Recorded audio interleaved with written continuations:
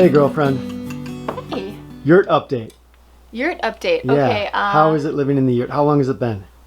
Like 3.5 months or something. Close And- to that. Don't quote me. And? Oh gosh, and I still really love it.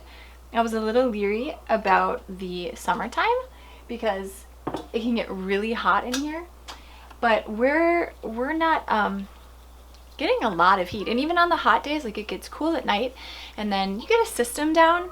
I really like that we're not having to start the wood burning stove every night now. Oh my gosh, and we yes. just get to kind of live in here, and now it's not lovely when the breeze blows in and you can hear the leaves on the trees. And there was a thunderstorm the other day, and that was amazing. So I really am loving the interconnectedness. Not loving the mosquitoes. Mosquitoes just came out in force. So we went from like complete Arctic winter. It was winter. I mean, I think it snowed towards the middle or end of May. And then it felt like 3 days later, boom, mosquitoes, which is unusual because where we live, usually you get the spring and then there's a time again in the fall where it's just beautiful weather. There's not really any bugs. And so we haven't gotten to experience that a whole lot. My favorite thing about the yurt is the rings. Oh my gosh. They're right off the bed. You can just get up in the morning and right onto the rings and then just be on them constantly. Hang out. I love it. It's awesome. But the other thing is just that it creates such a feeling of connectedness with family. Living in one room, you're just always present with each other. You can't hide from each other. So it requires a lot of self-growth, which obviously we're completely addicted to. But it's brought our family closer than I ever dreamed. Cleaning is a breeze. How long does it take us? 20 minutes? That's max if it's just like a complete disaster. So life is just simpler.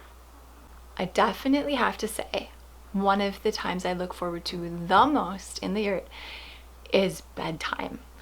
And it's not just because the yurt has breathable walls and it's quiet and the sound escapes instead of coming back in, so you get the nature sounds and it's cozy, but there's just something magical about looking up at the round and you can see the sky or the stars above.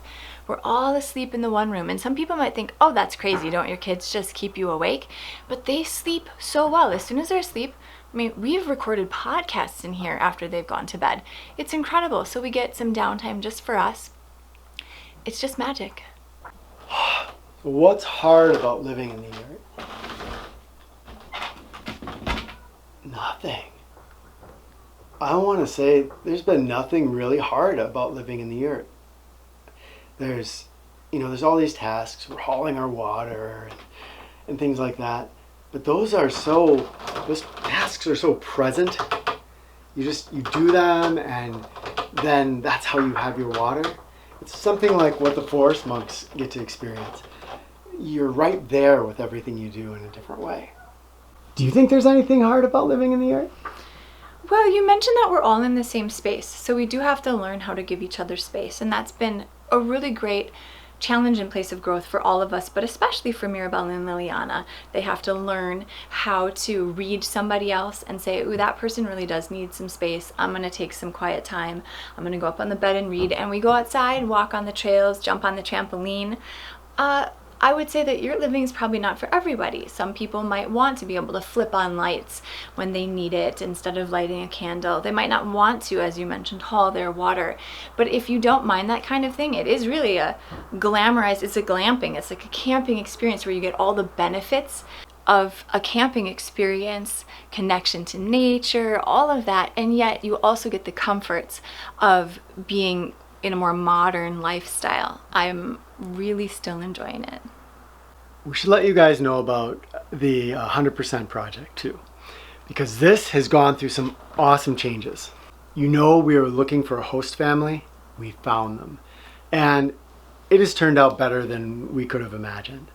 This family they have kids, super heartfelt. They had a big farm on the big island of Hawaii, and the lava came last year.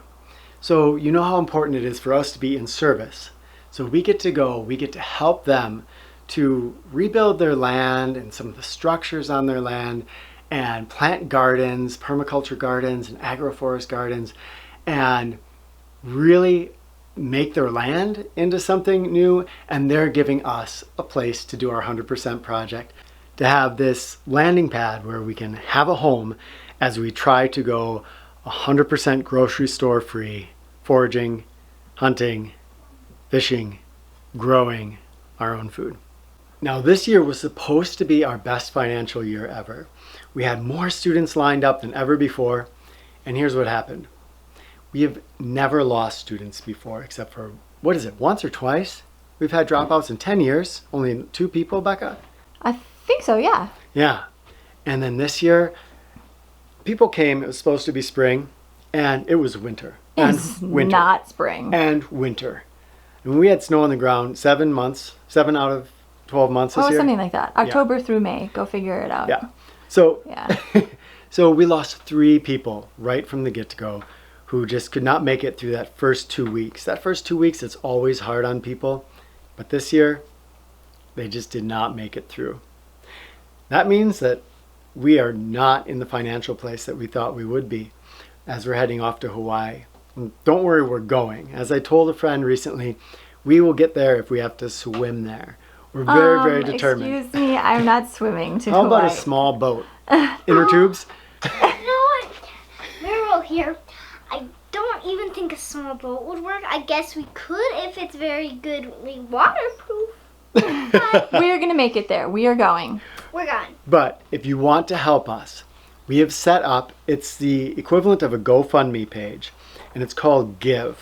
This goes with WordPress, and the beautiful thing about it is, unlike GoFundMe that takes a big chunk of the money, Give does not. So when you go to our website at rewildyou.com, and we'll leave a link here too, you can go and you can help us out by making a single-time donation or doing a recurring donation.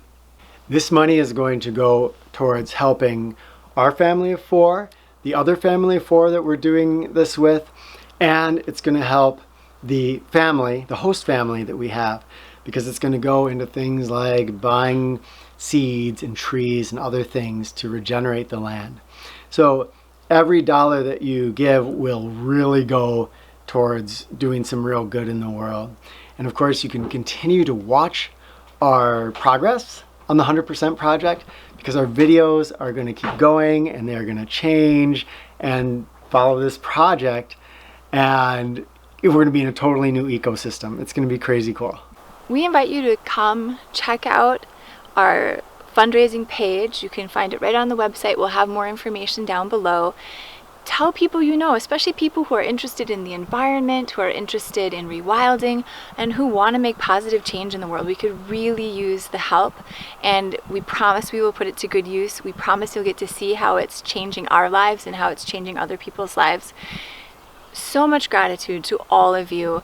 We're really excited for you to come along on this journey with us. What do you girls like about living in the yurt?